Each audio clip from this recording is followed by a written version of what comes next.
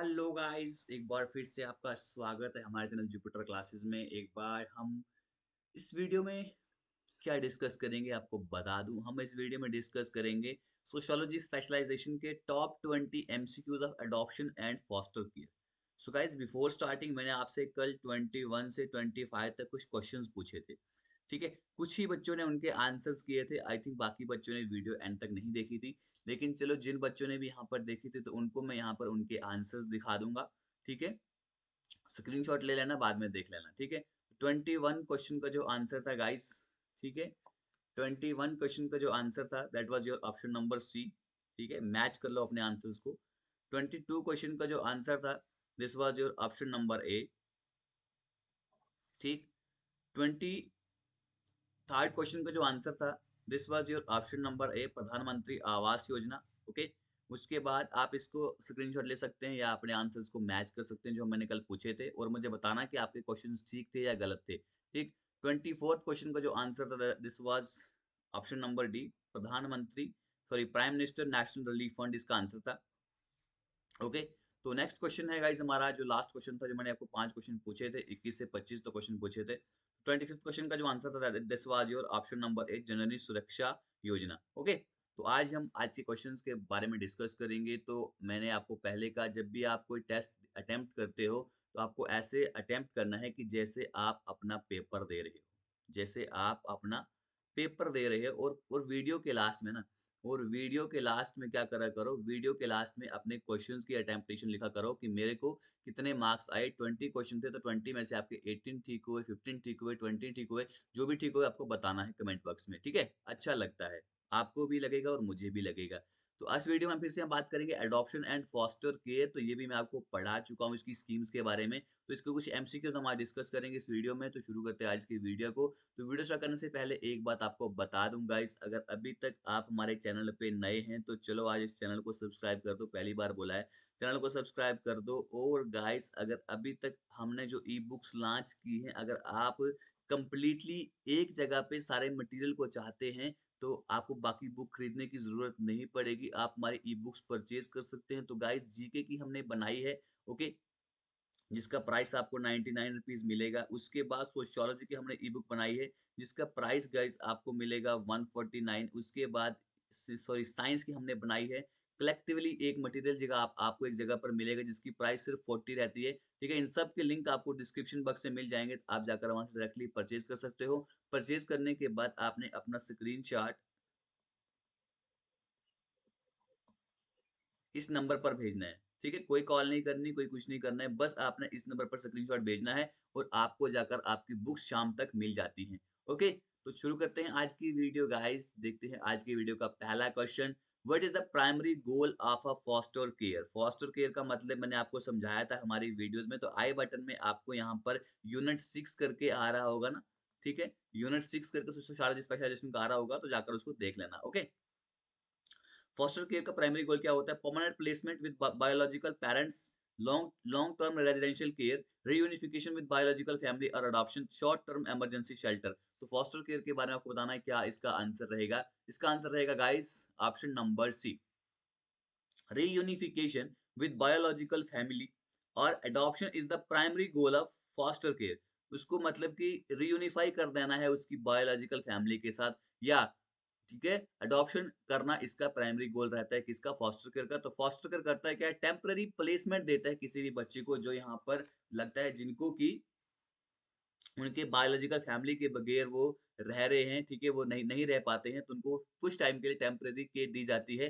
ठीक है, due to safety concern या जो बाकी इश्यू रहते हैं सेफ्टी कंसर्न के लिए उनको क्या क्या किया जाता है, उनको यहाँ पे फॉस्टर केयर दी जाती है। इसका गोल ये रहता है कि सेव करना उन बच्चों को, ठीक है, उनको सेफ्टी प्रोवाइड करना and nurturing environment while working towards either reunifying the child with their biological family or finding an adoptive family if reunification is not possible। इसका मतलब यही होता है कि अगर वो फिर से उनके पेरेंट्स को नहीं ढूंढ पाते हैं, ठीक है, उनसे उनको रीयूनिफाई उनको फिर से उनको नहीं मिला पाते हैं, तो उनके लिए क्या करना, एक ऐसी अडॉप्टिव फैमिली ढूंढना जो उनको क्या करेगी, फिर से अडॉप्ट करेगी अगर रीयूनिफिकेशन पॉसिबल नहीं है। ओके, तो गाइस क्वेश्चन नंबर 2 है आपकी स्क्रीन पे।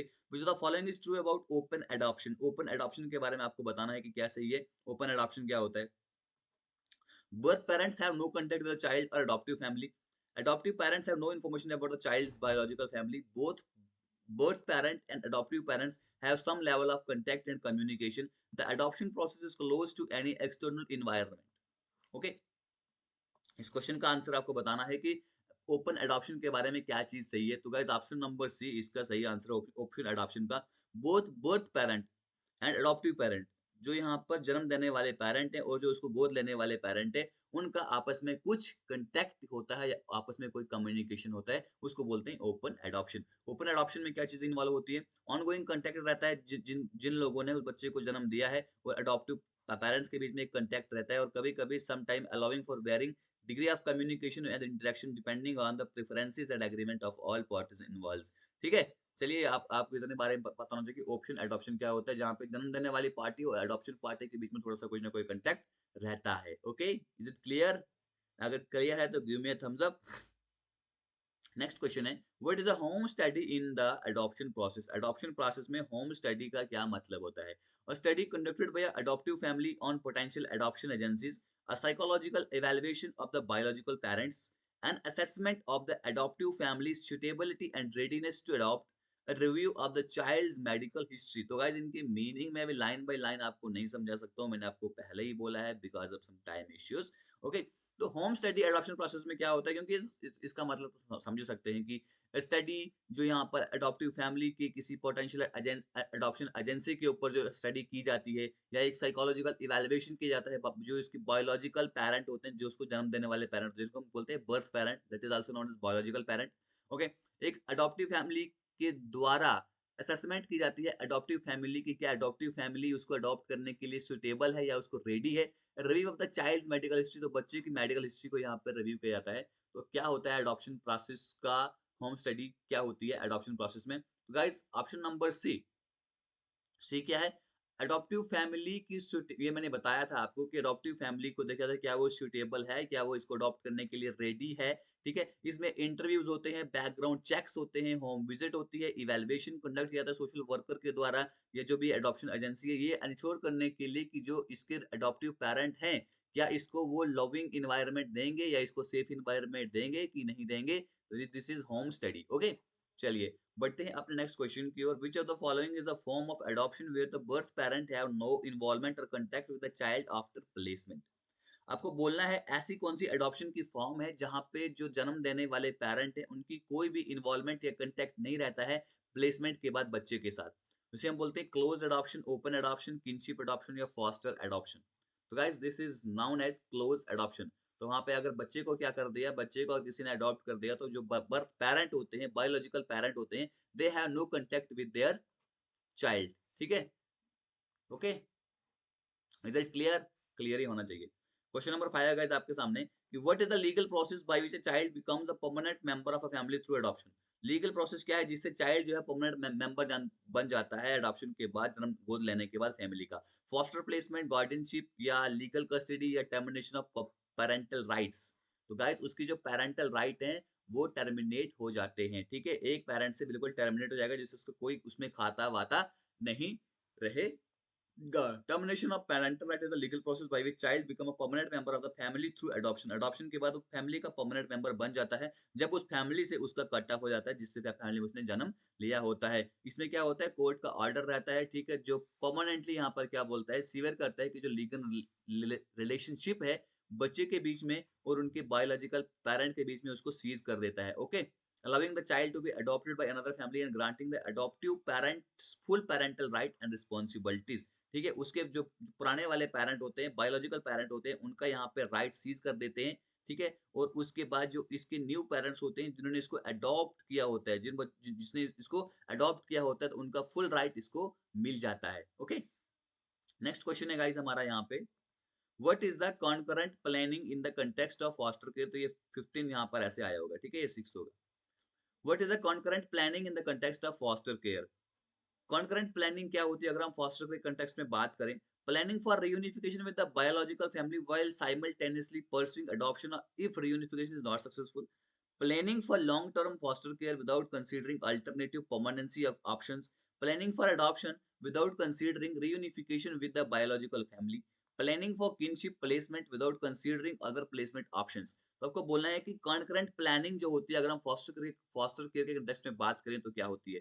प्लानिंग फॉर रियूनिफिकेशन, रियूनिफिकेशन के लिए प्लानिंग होती है उसकी बायोलॉजिकल फैमिली के साथ, व्हाइल साइमल्टेनियसली परस्यूइंग अडॉप्शन, अगर और साथ-साथ में उसकी अडॉप्शन के बारे में भी ध्यान रखना, अगर उसकी जो रियूनिफिकेशन सक्सेसफुल नहीं हुई, या उसे हम कॉन्करेंट प्लानिंग कहते हैं, या उसकी लॉन्ग टर्म फास्टर केयर करनी है, मतलब कि उसकी परमानेंसी ऑप्शंस के बारे में कुछ सोचना भी नहीं है, ठीक है? या उसे हम कॉन्करेंट प्लानिंग बोलते हैं, या उसकी अडॉप्शन के लिए यहाँ पर प्लानिंग करनी है, उसकी जो बायोलॉजिकल फैमिली, उसकी रियूनिफिकेशन के बारे में कुछ नहीं सोचना है, हमने सिर्फ उसकी अडॉप्शन के बारे में ही सोचना है, ये उसे कॉन्करेंट प्लानिंग बोलते हैं। या उसकी किनशिप प्लेसमेंट के बारे में यहाँ पर प्लानिंग होती है, उसकी दूसरी प्लेसमेंट ऑप्शन को छोड़ के, ठीक है?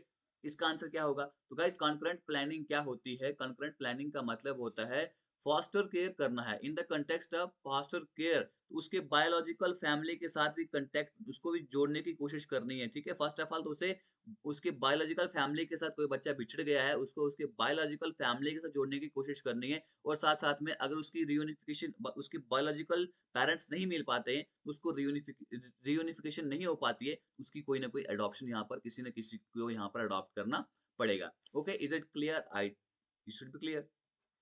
What is the legal process by which through which a child's biological parents' right are terminated, allowing the child to be adopted by another family? तो कौन से ऐसा लीगल प्रोसेस होता है जिससे क्या होता है, उसके बच्चे के जो बायोलॉजिकल पेरेंट्स राइट होते हैं उनको टर्मिनेट करा जाता है, ठीक है? जबकि उसको दूसरी फैमिली को अलाउ किया जाता है अडॉप्ट करने के लिए। गार्जियनशिप, किनशिप प्लेसमेंट, या टर्मिनेशन ऑफ पैरेंटल राइट, या लीगल कस्टडी। ठीक है, 4 ऑप्शन आपके सामने दिए हैं, चारों के ऑप्शंस आपको पढ़ने हैं और आंसर करने हैं। तो गाइस उसका इसका सही आंसर रहेगा termination of parental right. Parental right की टर्मिनेशन की जाती है, वही एक लीगल प्रोसेस है जिससे कि चाइल्ड के जो बायोलॉजिकल पेरेंट्स हैं, उनके राइट्स यहाँ पर टर्मिनेट हो जाते हैं, और दूसरा कोई इसको क्या कर सकता है, अडॉप्ट कर सकता है। Okay, another question, in which type of a adoption do the adoptive parent have access to information about the child's biological family but there is no ongoing contact or communication? आपको बताना है कौन सी ऐसी adoption की कौन सी type है जिसमें adoptive parents को एक्सेस होती है इंफॉर्मेशन की, ठीक है? जो अडॉप्टिव पेरेंट्स को पता होता है उसके चाइल्ड की बायोलॉजिकल फैमिली के बारे में, लेकिन उनके बीच में कोई कांटेक्ट या कम्युनिकेशन नहीं रहता है। ये कौन सी अडॉप्शन, ये कौन सी अडॉप्शन टाइप ऑफ अडॉप्शन है? Open adoption, close adoption, semi semi open adoption, या इंटरनेशनल अडॉप्शन। तो गाइस जिसे हम कहते हैं सेमी ओपन अडॉप्शन, ठीक है? अडॉप्टिव जो फैमिली है जिसने इसको गोद लिया हुआ है, ठीक है? उनको पता होता है कि इसके जो बायोलॉजिकल पेरेंट्स हैं वो कौन से हैं, ठीक है? दे नो, लेकिन इनके बीच में कोई भी यहाँ पर कांटेक्ट नहीं होता है, ठीक है? It is clear? चलिए हम बात करते हैं अपने नेक्स्ट क्वेश्चन की। What is the role of an adoptive agency in the adoption process? तो अडॉप्टिव एजेंसी का अडॉप्शन प्रोसेस में गाइस यहाँ पर क्या रोल रहता है आपको बताना है।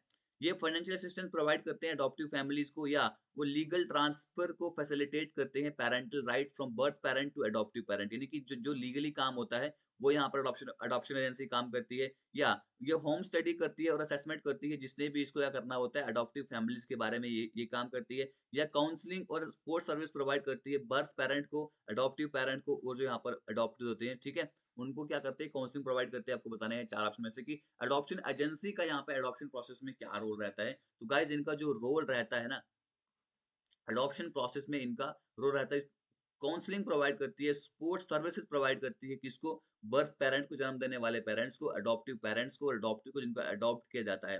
Adopting agency also facilitate the matching of perspective adoptive parent, और यहाँ पर ये भी बताते हैं कि क्या ये रियली उसके अडॉप्टिव पेरेंट बनने के काबिल हैं, ठीक है?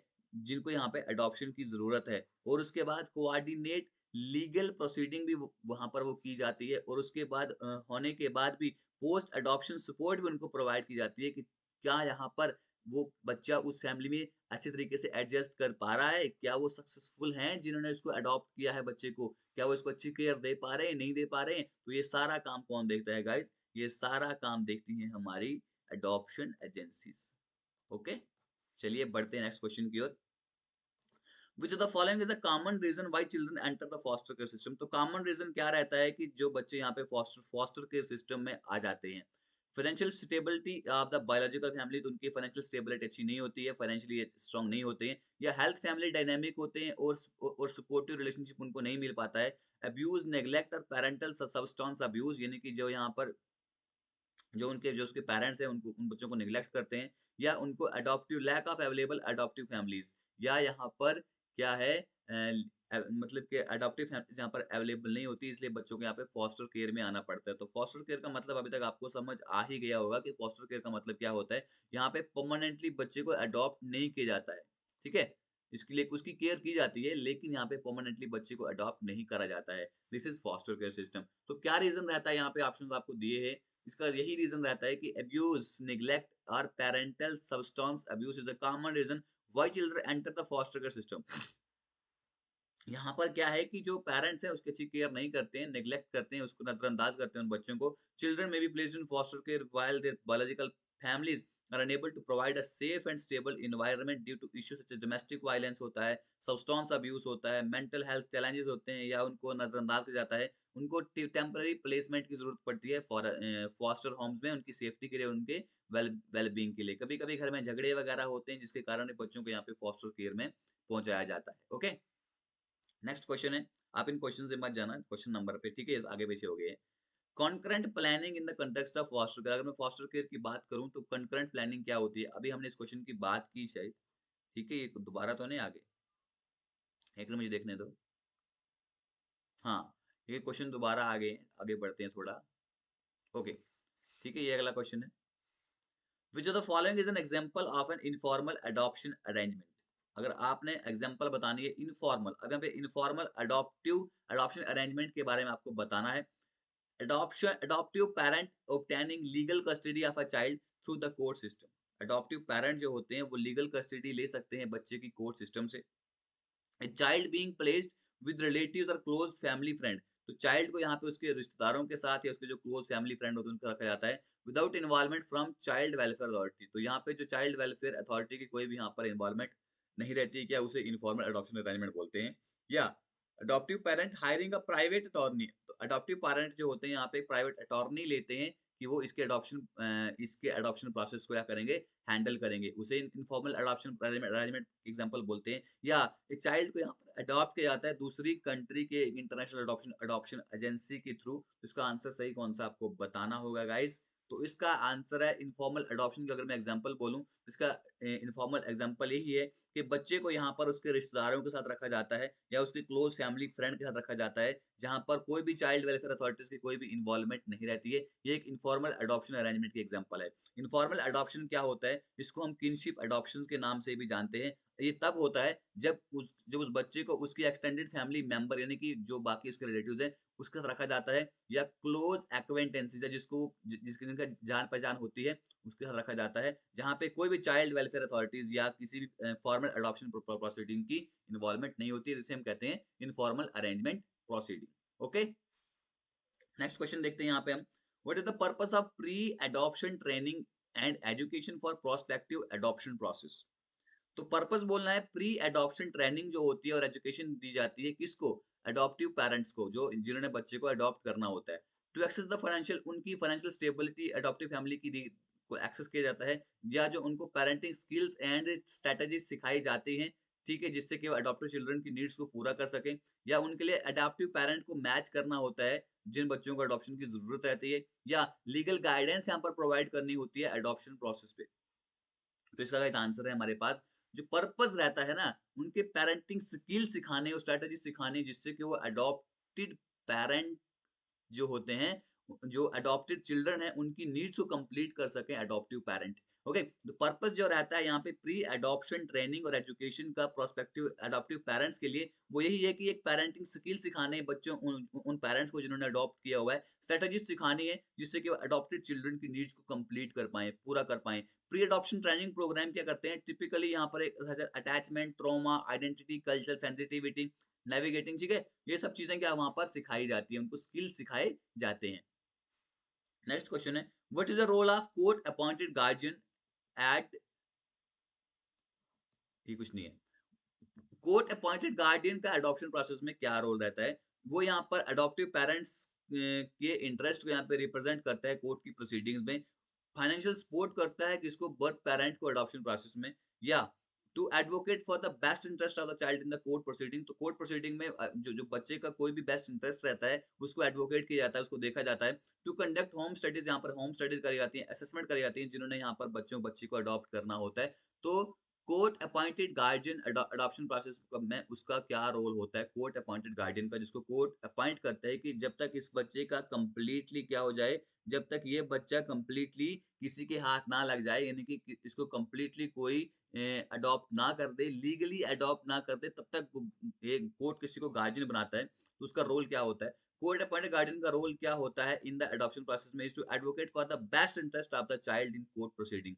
ठीक है, यहाँ पर बेस्ट इंटरेस्ट यहाँ पे बच्चे का देखा जाता है कि बच्चे को कहाँ पे इंटरेस्ट है, कहाँ कहाँ बच्चा यहाँ पे सही रहेगा। ठीक है, इसलिए यहाँ पर कोर्ट एक गार्जियन को तैयार करता है। गार्जियन को कोर्ट के द्वारा अपॉइंट करता है टू इंडिपेंडेंटली इन्वेस्टिगेट करता है जो बच्चे के सर्कमस्टांसेस हैं। ठीक है, जो बच्चे के यहाँ पर विशेज हैं, उसके इंटरेस्ट हैं। ठीक है, और यहाँ पर रिकमेंडेशन देता है कोर्ट को कि उसकी कस्टडी के बारे में, कि कस्टडी के बारे में, विजिटेशन के बारे में एंड अदर मैटर, मतलब कि बच्चे की वेलबींग के बारे में सारी चीजें यहाँ पर किसको बताता है, कोर्ट को बताता है। Okay, this is court appointed guardian का यहाँ पर ये रोल रहता है। तो गाइस नेक्स्ट क्वेश्चन है हमारे पास, which of the following is a potential challenge associated with international obligation, sorry adoption. Potential challenge क्या जुड़ी रहती है अगर हम देखें इंटरनेशनल अडॉप्शन में, limited availability of children in need of adoption, complex legal procedure and international regulation, lower cost compared to domestic adoption and minimal cultural and language barrier यहाँ पर रहते हैं। तो यहाँ पर पोटेंशियल चैलेंज क्या देखने को मिलती है अगर कोई इंटरनेशनल अडॉप्ट करता है, तो यहाँ पर क्या होता है ना, कम्प्लेक्स लीगल प्रोसीजर्स होते हैं। ठीक है, इंटरनेशनल रेगुलेशंस यहाँ पर आते हैं जो एक बहुत बड़ी चैलेंज बन जाती है अगर किसी ने इंटरनेशनली अडॉप्ट करना होता है बच्चे को। ठीक है, इंटरनेशनल अडॉप्शन में क्या होता है, उनके लीगल सिस्टम को यहाँ पर देखना पड़ता है, उनकी पॉलिसीज को देखना पड़ता है। ठीक है, regulation of both sending the receiving country, तो यहाँ पर जो बच्चे को भेज रही है, यहाँ से जो बच्चे को रिसीव कर रही है कंट्री, उनके रेगुलेशंस को यहाँ पर देखना पड़ता है। ठीक है, जो यहाँ पे बहुत ज्यादा टाइम कंज्यूमिंग रहता है, कॉस्टली रहता है। ठीक है, उसमें यहाँ पे कुछ चेंज भी आ सकती है। एडिशनली अगर हम देखें तो यहाँ पर कल्चरल उसके लैंग्वेज बैरियर भी इसमें आ सकते हैं। ठीक है, ओके। तो guys this was all about today video. तो I hope you enjoyed the video, आपने यहाँ पर कुछ सीखा होगा। तो गाइस अच्छी लगी होगी वीडियो तो वीडियो को कर देना लाइक, चैनल को कर देना सब्सक्राइब और वीडियो को कर देना शेयर। तो गाइस खत्म करते हैं आज की video. Thanks for watching, have a nice day.